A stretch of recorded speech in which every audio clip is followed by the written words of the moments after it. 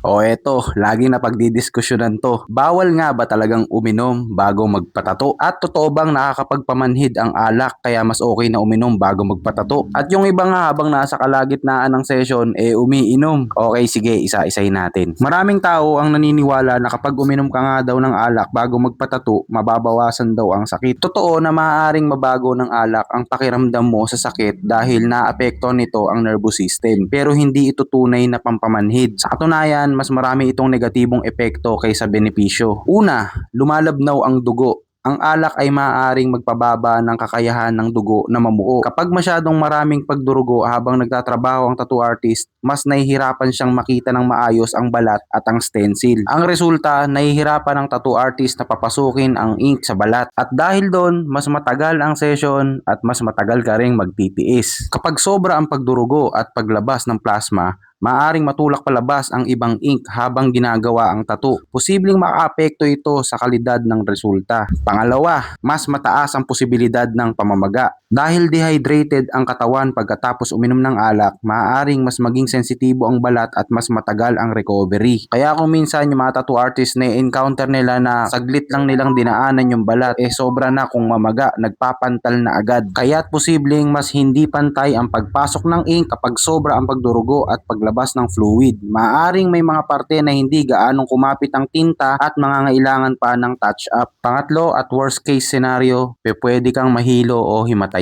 Pagsamahin mo ba naman ang stress, sakit, kakulangan sa pagkain at iinom ka pa ng alak, pwedeng bumagsak ang blood pressure mo at magdulot ng pagkahilo o pagkawala ng malay. At ito nga, may mga ganitong senaryo pa. Ipipilit talaga. Hindi nga sila uminom bago sila magpatato. Pero magtatanong naman sa'yo, boss, pwede ba akong uminom kahit kaunti lang mamaya, pampatulog lang? Kung talagang mas marerelax ka at makakatulog ka ng mas maayos pagkatapos, sige, pero sobrang konti lang talaga. Pero syempre, mas mainam na maghintay na lang muna ng hindi bababa sa 24 oras pagkatapos magpatato bago uminom ng alak, lalo na kung malaki yung tattoo mo. Bakit? Dahil ang katawan mo ay nagsisimula pa lang na mag-heal. Ang alak ay maaaring magdulot ng mas matagal na paghilom, dagdag na pamamaga, mas maraming pagdurugo, mas mataas na posibilidad na ma-irritate. Sa uli, kung matitiis mo naman na wag nang uminom, mas safe na wag ka na lang munang uminom, di ba?